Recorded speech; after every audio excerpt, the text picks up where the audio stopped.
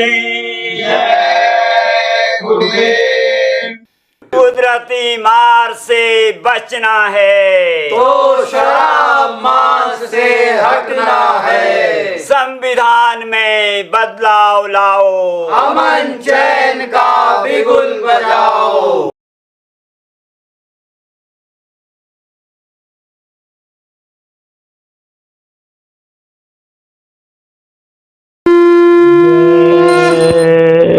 गुरुदेव। क्या अद्भुत छवि आपकी, सतगुरु जय गुरुदेव। सुरत शब्द मन ले चढ़े, सत सत देखे देव।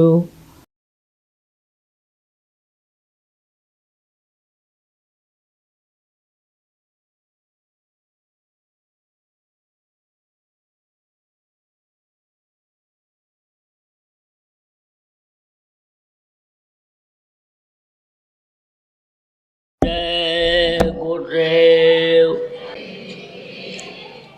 सर्वसमर्थ सर्वत्र स्मरणीय परम पूज्य गुरु जी महाराज, उपस्थित सभी सत्संगी धर्म प्रेमी भाई बहन, बच्चे तथा बच्चियों, गुरु महाराज की अपार दया मेहर हुई 18 जनवरी 2020 को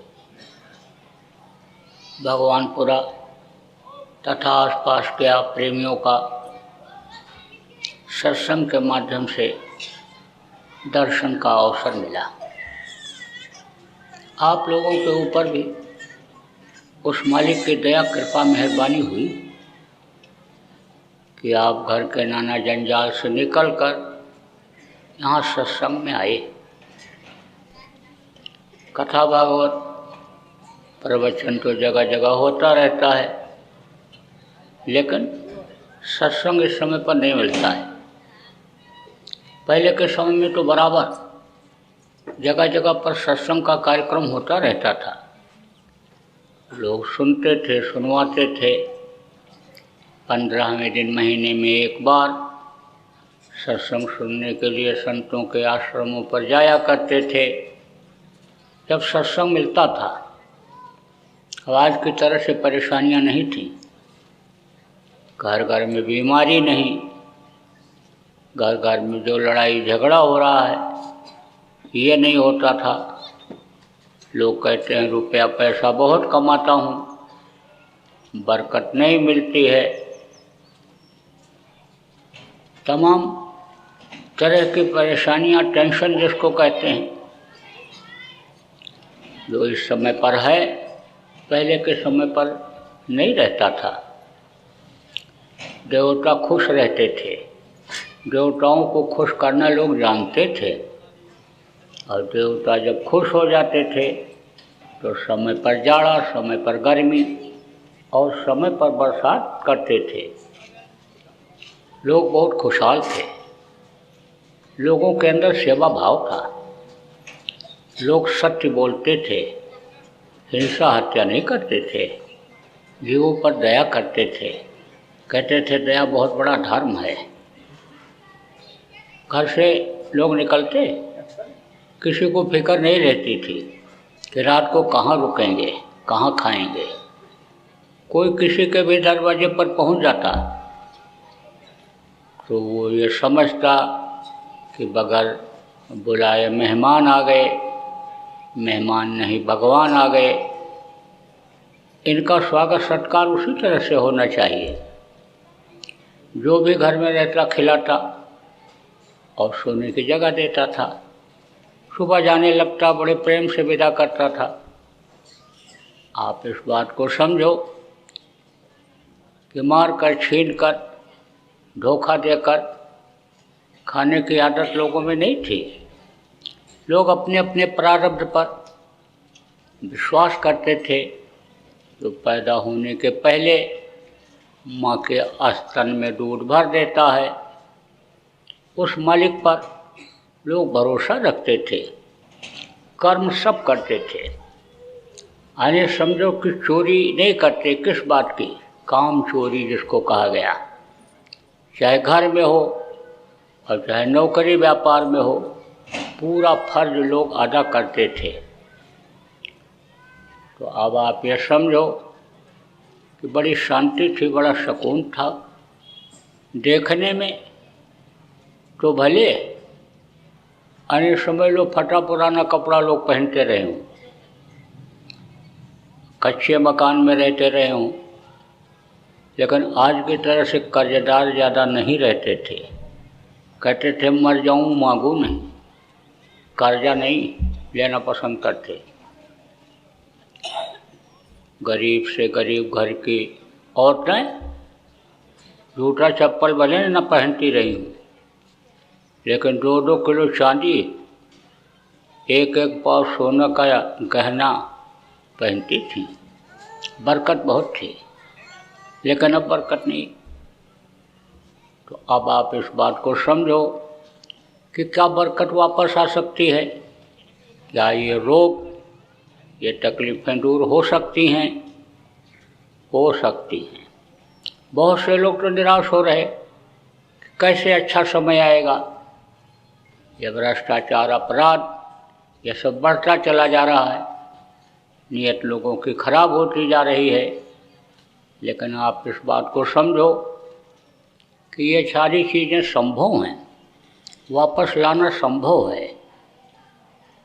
आप इस बात को समझो कि जब आदमी इस चीज़ को सोच लेता है कि भाई मौत हमारी आनी है, तब कल की चिंता फिक्र नहीं करता है, उस मालिक पर छोड़ देता है। और मालिक जो करता है उसके लिए अच्छा ही करता है। तो अब आप इस बात को समझो कि मौत तो सबकी आनी है। तो जो लोगों को यानी ठग करके, मार करके, लूट करके, काट करके लाने की आदत जो बन गई, आप इस बात को समझो कि अच्छा खाएं, अच्छा पहने, अच्छे मकान में रहें, उसको उसमें लगाते हैं, खर्च करते हैं। अब अगर इस बात का ज्ञान भान हो जाए कि भाई खाने के बाद पता नहीं रहता किसी को क्या खाए थे, और सोने के बाद नहीं पता चलता कहाँ सोए हैं। सुबह उठेंगे, चाहे कोई मोटे गद्दे पर सोया हो और चाहे कोई चटाई पर सोया हो, सुबह उठेगा तो ताज़ा ही महसूस करेगा अपने को। बढ़िया से बढ़िया खुशबूदार खाना खा लिया हो और कोई सूखी रोटी खाया हो, लेकिन सुबह जब मल त्याग करने के लिए जाएंगे तो बदबूदार ही दोनों का निकलेगा। लेकिन अब आदमी इसी के लिए परेशान है। अब आप इस बात को समझो कि खाने पीने और मौज मस्ती के लिए अगर ये जीवन आपने बना लिया, दिनचर्या बना लिया, तो यही काम तो पशु और पक्षी भी करते हैं। खाते बच्चा पैदा करके दुनिया संसार से चले जाते हैं। तो आदमी और उनमें अंतर क्या रह जाएगा? देव दुर्लभ शरीर ये क्यों कहा जाएगा? प्रेमियों, ये देव दुर्लभ शरीर है। देवता इसके लिए 24 घंटे तरसते रहते हैं कि थोड़े समय के लिए भी हमको मनुष्य शरीर मिल जाता तो हम अपना काम बना लेते। अब अपना काम क्या है और पराया काम क्या है? इस वक्त पर जो आदमी काम करने में लगा हुआ कहता तो मेरा काम है, लेकिन दूसरों का है। कहते मेरा मकान बन रहा, मेरा मकान है, ये मेरी ज़मीन है, मेरी दुकान है, मेरा रुपया पैसा बैलेंस है, लेकिन आँख बंद होने के बाद उसका रह जाता है।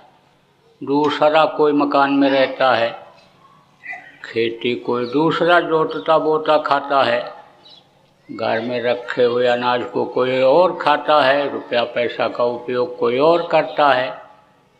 तो सच पूछो तो दुनिया में जितनी भी चीज़ें इन बाहरी आँखों से दिखाई पड़ती हैं, ये अपनी कुछ हैं ही नहीं। ये शरीर भी अपना नहीं है। जिस दिन हुक्म हो जाएगा उसी दिन इसको खाली करना पड़ेगा।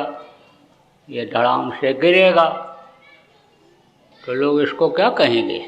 मिट्टी। 2 घंटे भी घर में नहीं रखने देते हैं। इस समय अगर आप किसी के शरीर के ऊपर हाथ रख करके कहो कि यह तुम्हारा मिट्टी है, तो कहेगा नालायक कहीं के, मिट्टी बता रहा है। ये हीरा जैसी काया, बढ़िया साबुन लगाता, बढ़िया तेल लगाता हूँ, अच्छा कपड़ा पहनाता हूँ, अच्छे मकान में रखता हूँ, और उसको ये मिट्टी कह रहा है। मोतिया बैंड हो गया आँख में, दिखाई नहीं पड़ता है, लेकिन प्राण निकलने के बाद चाहे राजा का शरीर हो, महाराजा का हो, सेठ साहूकार का शरीर हो, सबके शरीर को लोग मिट्टी ही कहते हैं। कहते जल्दी करो, ले जाओ, जलाओ, नहीं तो मिट्टी खराब हो जाएगी। तो ये मिट्टी का खिलौना मिट्टी में मिल जाएगा।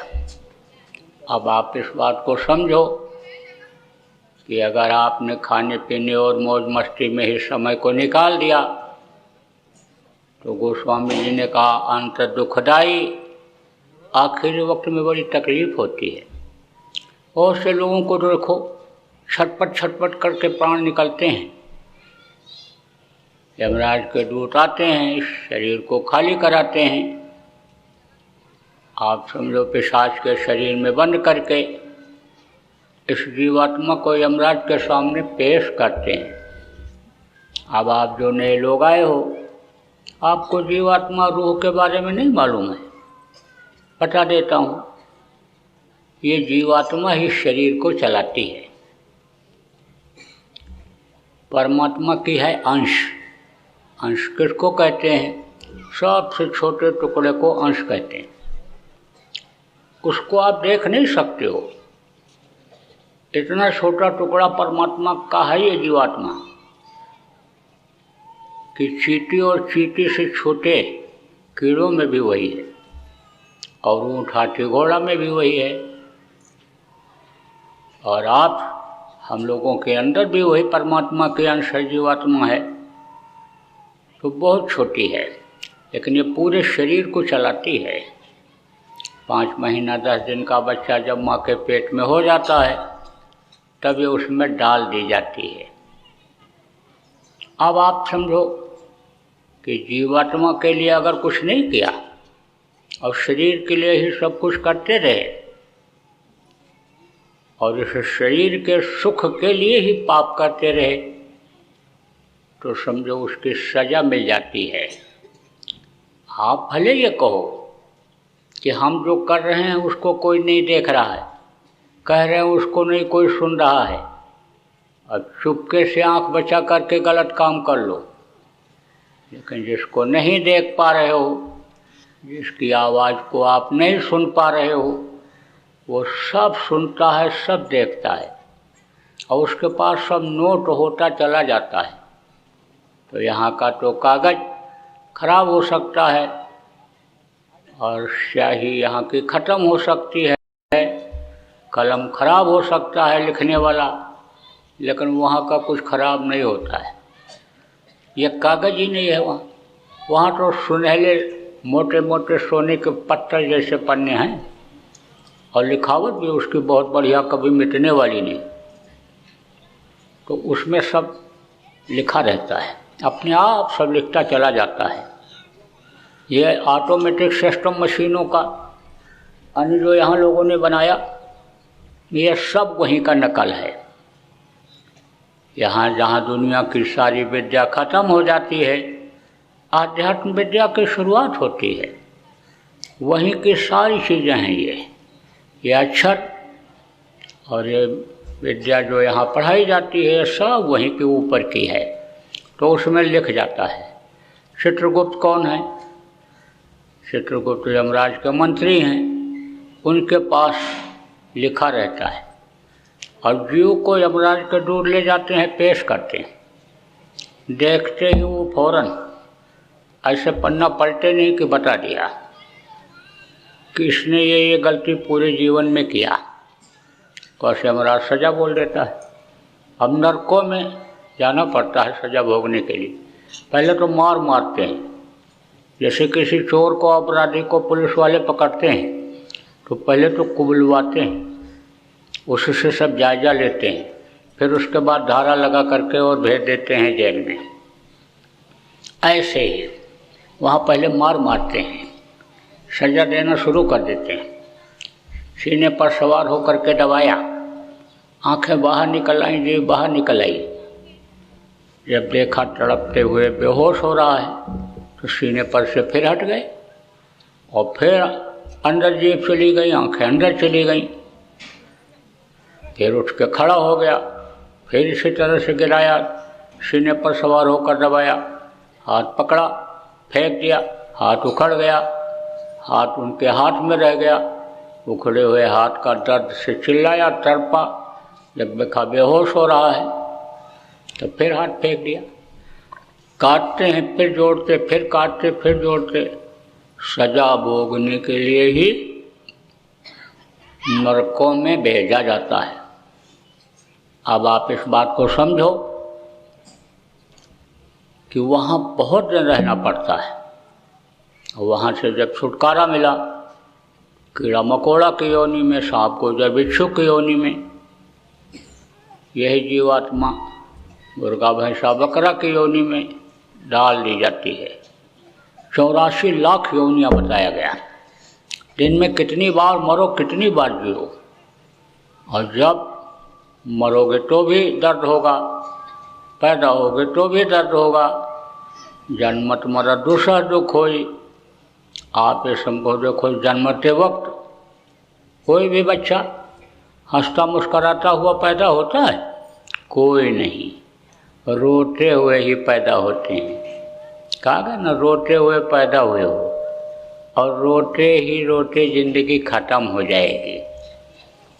कहा कि न कुछ लेकर आए हो और न कुछ लेकर जाओगे, नंगे पैदा हुए हो और नंगे करके भेज दिए जाओगे। बात तो सही है। कोई भी राजा महाराजा, प्रधानमंत्री, राष्ट्रपति का बच्चा आज तक सूट वूट पहनकर, छठी बनियान पहनकर तो पैदा हुआ नहीं। सब नंगे पैदा होते हैं और आखिरी वक्त पर शमशान घाट पर भेजते समय भी नंगा करके ही भेजते हैं। आप देखो कि रोता क्यों है बच्चा। 5 महीना 10 दिन का बच्चा जब माँ के पेट में हो जाता है और जीवात्मा डाल दी जाती है, उसी समय से भगवान का दर्शन होने लगता है। और जब तक माँ के पेट में रहता है तब तक बराबर दर्शन होता है, और जब बाहर निकलता है तो ये काल और माया का देश है। माया का पर्दा पड़ जाता है तो दर्शन होना हो जाता है बंद। तब रोता है, कहाँ कहाँ कहाँ कहाँ पहुँच गए। दूसरा कारण क्या है? नंगा बदन होने के नाते यह गर्म और ठंड हवा ऐसे लगती है कि जैसे कोई सैकड़ों सुई एक साथ चुभो रहा हो। तब रोता है, अवकाश से तेज रोता है। अब आप इस बात को समझो कि कहते हैं न कुछ लेकर आए हो न कुछ लेकर जाओगे, तो लेकर तो आए हो, लेकर तो नहीं जा सकते हो, क्योंकि जिस पतले रास्ते से डाले गए हो उसी रास्ते से निकलना रहेगा। लेकिन लेकर आए हो तो कहाँ रख कर लाए? 4 पदार्थ कर तल ताके। कर माने होता है हाथ और तल माने होता है तलुआ। तो बच्चा देखो ऐसे मुट्ठी बांध करके पैदा होता है ऐसे। तो कहा कि हाथ के मुट्ठी में लेकर के आए। क्या लेकर के आए? अर्थ, धर्म, काम और मोक्ष।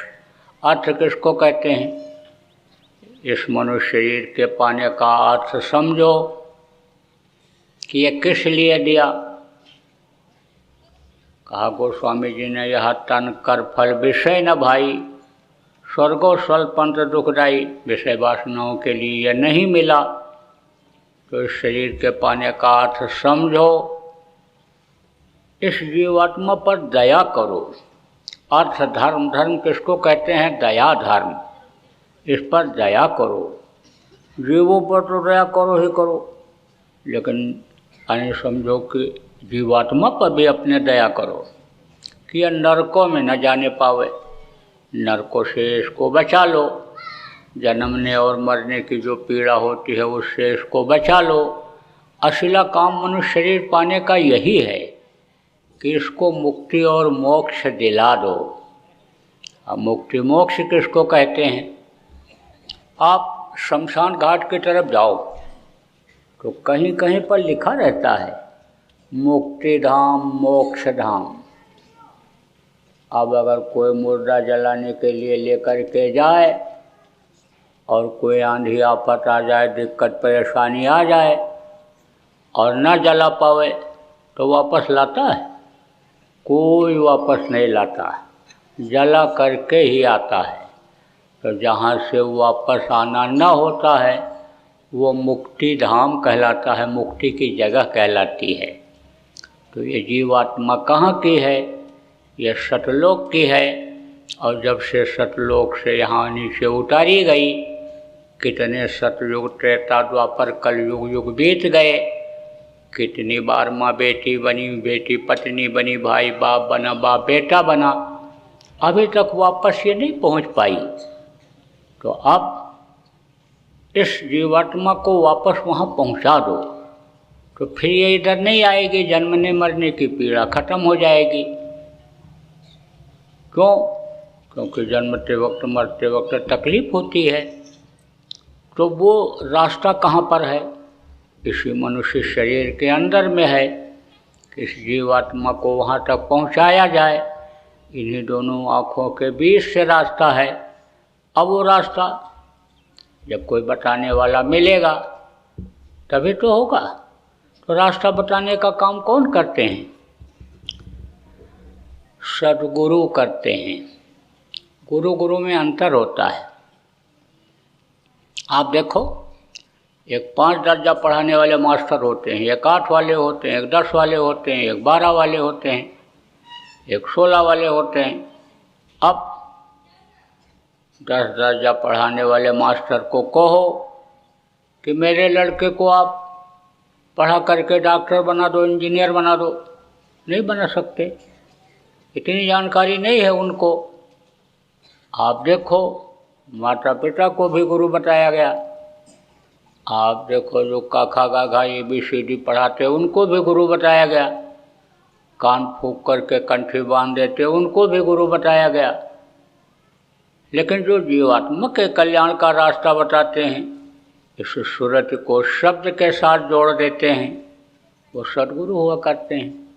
कहा गया ना, पहला गुरु पिता और माता जो है रक्त बीज के दाता, दूसर गुरु भई होदाई, गर्भवास की मैल छुड़ाई, तीसर गुरु ने नाम उचारा, गांव देश के लोग पुकारा, चौथा गुरु ने शिक्षा देना, तब संसारी वस्तु चीना, पांचवां गुरु ने दीक्षा दीना, रामकृष्ण का सुमिरन कीना, छठवां गुरु ने सब भ्रम तोड़ा, ओंकार से नाता जोड़ा, और सतवां गुरु सत शब्द लखावा, और जहाँ का जीव तहाँ पहुँचावा, शब्द भेदी गुरु। तो कलयुग में जीव जब नरक ज़्यादा जाने लग गए तब संतों का प्रादुर्भाव हुआ, यानी सूरज शब्द योग की साधना बताने वाले इस धरती पर आए। वे पहले के युगों में नहीं थे। पहले के समय में अष्टांग योग हठ योग लोग करते थे, कुंडलिनियों को जगाते थे, प्राणायाम करते थे। उस समय पर सतयुग में तो यानी आँख बंद करते ही ये जीवात्मा सतलोक पहुँच जाती थी। देवी देवताओं का दर्शन आत्मा को होने लगता था। अंडपिंड ब्रह्मांड के जीवों का, लोकों के मालिकों का दर्शन होने लगता था। लेकिन जैसे जैसे युग बदलता गया, कर्मों का विधान बना और लोगों के कर्म खराब होते गए। अन्य समझ लो कि वो रास्ता धीरे धीरे कर्मों के अनुसार बंद होता गया। इन्हीं दोनों आँखों के बीच से रास्ता गया हुआ है। लेकिन वहीं पर अच्छे और बुरे कर्म भी जमा होते हैं। तो जब कर्म जमा हो जाते हैं तब ऊपर का वो दर्शन होना बंद हो जाता है, अंधेरा हो जाता है। जैसे आँख के सामने ऐसे हाथ लगा लो, अंधेरा हो जाएगा, ऐसे कोई चीज़ जब लग जाती है तो अंधेरा हो जाता है, रोशनी प्रकाश को ख़त्म हो जाती है, और वो प्रकाश में ऊपर के सारे संसार हैं, सारे लोक हैं। तो अब आप ये समझो कि कलयुग में ज़्यादा कर्म लोगों के खराब हुए। जब ज़्यादा कर्म खराब हुए कलयुग में, तब जीव नरक जाने लग गए, और नरकों में जब मार पड़ी, 100 कोस तक चिल्लाने की आवाज़ गई, तब ऐसी दशा देख जीवों की। और सतपुरुष ने की दया महान, और संत रूप हुए जग में आए, सतलोक का पता बतान, सुरत शब्द का सच्चा मार्ग, संत मता का किया वखान। और शब्द शब्द सीढ़ी रच डालो, चढ़ चढ़ पहुँचो अगम ठिकान। शब्द का जो मतलब यह है कि पकड़ने का, आने समझ लो कि इस जीवात्मा को रास्ता बताया कि इससे शब्द को पकड़ाओगे तब आगे जा पाओगे। तो उनको क्या कहा गया? संत कहा गया। जिसको यह मालूम हो जाए कि यह दुनिया नासवान है, एक दिन ख़त्म हो जाएगी, इतना ही ज्ञान हो जाए उसको मुनि कहते हैं। जो ब्रह्मा विष्णु महेश तक पहुंच जाते देवर्ष कहते हैं। उसके आगे योगी, योगेश्वर, साध, संत। संतों का दर्जा ऊंचा होता है, सबसे ऊंचा होता है, और हमेशा इस धरती पर रहे। और जब आप ये समझो, जब जब वो आए तब उन्होंने आने समझो लोगों को रास्ता बताया, लेकिन जब चले गए तो वो काम दूसरे को दे गए, जमीन जायदाद और जो भी किया, आने उन्होंने लोगों के भलाई के लिए, लोगों के फायदे के लिए साधन सुविधा जो जुटाया, उसकी जिम्मेदारियां तो और लोग निभाने लगे। लेकिन यह आध्यात्मिक पावर जिसको उन्होंने दिया, वो काम उन्होंने किया। इसीलिए कहते हैं कि भाई डॉक्टर जहाँ होता है, मरीज को वहीं ले जाना पड़ता है। बिल्डिंग बनी रहे, अस्पताल बना रहे, तो अस्पताल में कोई जाता है? मास्टर अगर पेड़ के नीचे बैठा करके और बच्चे को पढ़ाने लग जाए, और स्कूल बहुत बढ़िया बना हो, तो कोई स्कूल में ले जाएगा बच्चे को पढ़ाने के लिए? तो वहीं पेड़ के नीचे बैठा देगा। ऐसे ही यानी यह एक आध्यात्मिक स्कूल है। इसकी पढ़ाई की जिम्मेदारी दूसरों को संतों ने दिया, वो चले गए तो दूसरे के लिए बता गए। तो बराबर यह श्रृंखला चलती चली आ रही है। और जो संत गति को प्राप्त लोग थे, वो सूरत शब्द योग की ही साधना को बताया, और बता करके चले गए तो संभाल करने वाले की भी ज़रूरत पड़ी।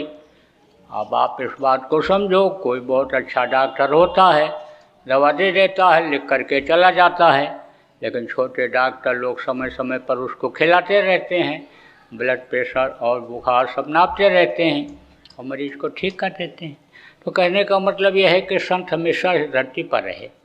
संत कोई हाड़ मांस के शरीर का नाम नहीं होता है, दाढ़ी बाल का नाम नहीं होता है। संत गति होती, जैसा मैंने आपको बताया, माँ के पेट से ही बन करके बाहर निकलते हैं, उस समय के मौजूदा संत के पास पहुँच जाते हैं और अपनी आत्मा को जगाते हैं।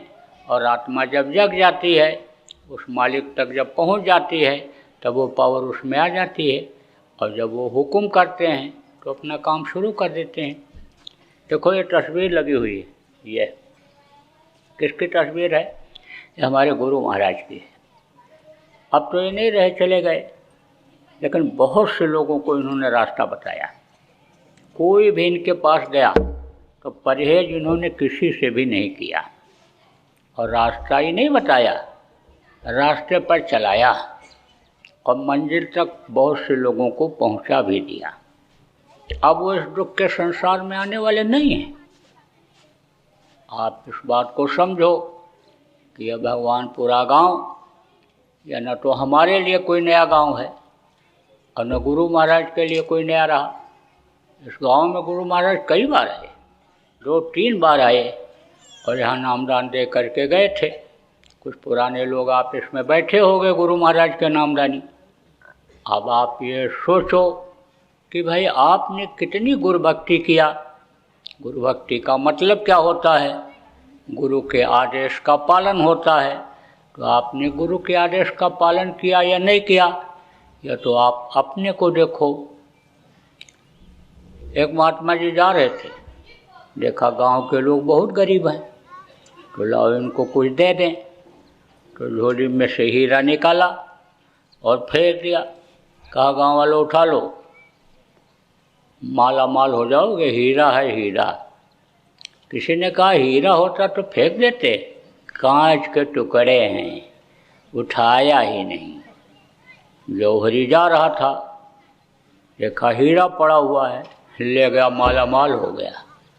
ऐसे ही जो हीरा समझ लेते हैं तो उसकी कीमत लगाते हैं, और जो नहीं समझ पाते हैं, भ्रम और भूल में रह जाते हैं, वो दौलत से महरूम रह जाते हैं। चलो कोई बात नहीं, सुबह का भूला शाम को घर अगर वापस आ जाए तो भूला नहीं कहलाता है। गुरु महाराज ने प्रेमियों आपको नाम रूपी रत्न दिया, जो उनके गुरु रविदास ने दिया था। किसके? मीरा के।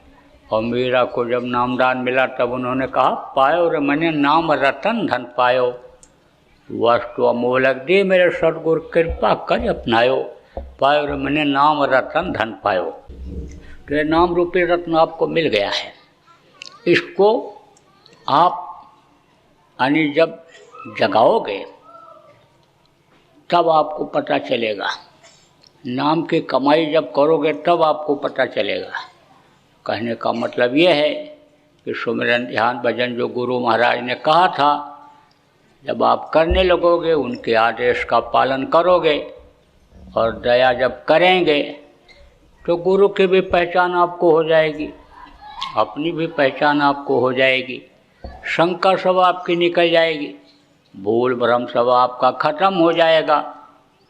और आपके ऊपर जब दया हो जाएगी तो धन में, पुत्र में भी, परिवार में भी बढ़ोतरी दिखाई पड़ेगी, मानसिक शांति भी मिलेगी, और दुनिया बनाने वाला भी आपको मिल जाएगा।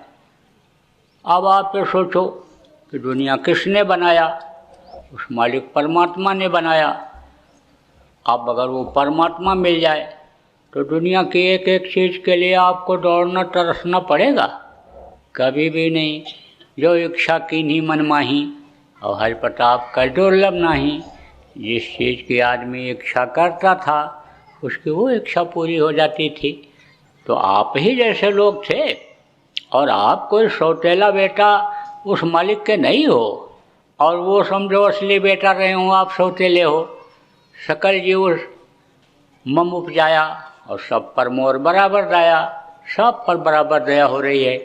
लेकिन आप दया के घाट से जब हट जाते हो तब तकलीफ झेलने लगते हो। आप समझो सूरज निकला हुआ है, और जो लोग इधर छाया में बैठे हैं, सूरज को अगर दोष दें कि हमको रोशनी नहीं दे रहा, गर्मी नहीं दे रहा, तो कमी तो ये आपकी है, आपने शामियाना लगा लिया। ऐसे ही समझ लो कि कमी और शंका ये सब खत्म हो जाएगी अगर आप ध्यान भजन सुमिरन प्रेमियों करने लगोगे। तो पुराने लोग जितने हो उनसे मुझे ये अपील करनी है, कहना है कि आप लोग सुमिरन ध्यान भजन रोज करो। जय गुरुदेव। अभी आपने बाबा उमाकांत जी महाराज के सत्संग को सुना। बाबा जी अन्य किसी से चंदा न लेकर अपने प्रेमियों के सहयोग से देश विदेश में तमाम जनहित के काम करते हुए सभी तरह की तकलीफ़ों को दूर करने व प्रभु के मिलने का उपाय बताते हैं। आप इस जीवन के इस बचे हुए समय में समय निकालकर बाबा जी से ज़रूर मिलिएगा। आपके सुझाव के लिए व्हाट्सएप नंबर 9575600700। जय गुरुदेव। जय गुरुदेव। जय गुरुदेव। जय गुरुदेव। जय गुरुदेव। जय जय गुरुदेव।